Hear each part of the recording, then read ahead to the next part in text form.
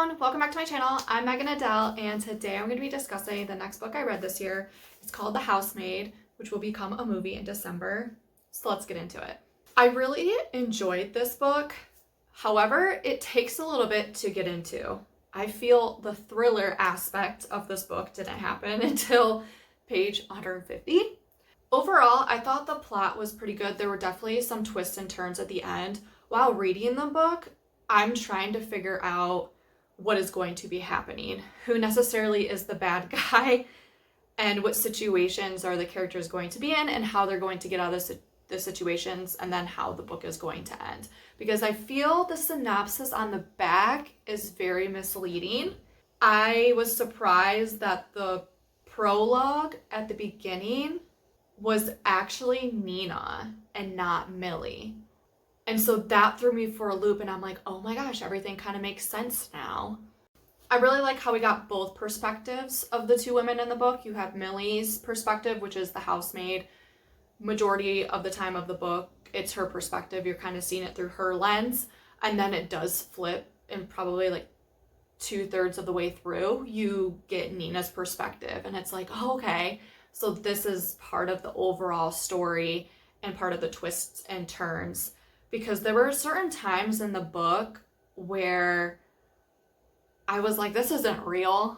Or there were certain moments, specifically, I would say, from the interview to how Nina acts when she hires Millie.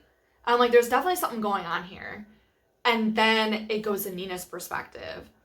And you're like, oh my gosh, everything makes sense now. This book reminds me, or gives me the vibe of Gone Girl mixed with Why Women Kill, which is a TV series on Paramount Plus, specifically the first season. I didn't watch the second season.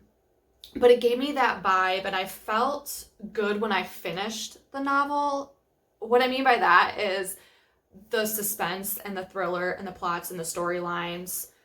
It was just so good because, like, I'm figuring it out as I go, and then you just sit back and kind of look at the overall arching story, and you're like, yeah, that was a pretty solid story. And how we got to the end. I'm kind of happy to see where both women wind up at the end, and I'm excited to see Millie's journey, particularly in the second book and then the third book, because I think there's 3 books in this series. I hope that we get a little bit of what happens with Nina in the future books, because I would love to see what happens with her and her daughter. And then Enzo is probably like my favorite character out of the book. I'm so excited. Like, what happened with him and Nina, I was just like, oh, okay. Because now I understand why the way he was acting with Millie, because he kept saying danger, danger, dangerous. And then I'm like, okay, well, there isn't really anything dangerous yet that's been shown.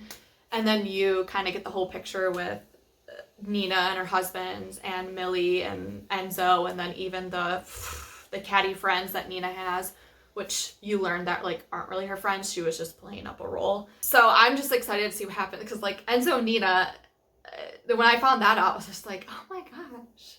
Because I was, like, hoping, like, Enzo and Millie would be together. And now that Enzo and Millie still keep in contact, it'll be interesting to see what their relationship is like. And then the mom twist at the end, oh my gosh, was just a cherry on the top. Cherry on the top to wrap this story in a bow. The mom reveal at the end of the book. I just kind of ended the book and just, like, kind of was just like, wow. Like, this was so put together very well, and I was just like, hats off. Like, that was just like the cherry on the cake, and it just makes me wonder about Brandon's childhood. And I was just like, and I wonder how her husband survives. It's just, now I kind of want a prequel, to be honest, to see what, like, happened with these characters when they were younger. It was just, I don't know. I really liked it. However, I'm a little worried about the movie. I did not picture the cast as the characters. I don't know why. I just didn't. I pictured someone for Nina, like the blonde girl from Stalker. I don't know if anybody watched that CBS show, like, probably at least 10 years ago. There was this TV show called Stalker with Maggie Q and Dylan McDermott. And Dylan McDermott's character, his ex-wife, has blonde hair, and I can't think of her name.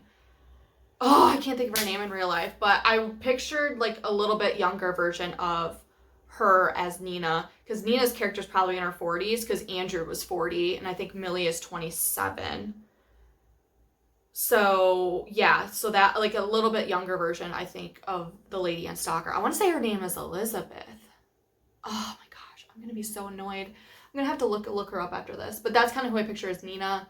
Millie, I don't really know who I kind of pictured as Millie. She's like dirty blonde hair.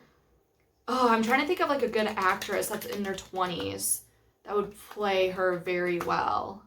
I'm just not necessarily sold on the cast, but sometimes you can't judge a book by its cover too much. I'm sure that Amanda is a really good actress. I think I haven't seen Brandon in anything, but I know he's been in some prominent stuff that people really like. Not massive fan of Sydney, but who knows? We'll see how she does as Millie.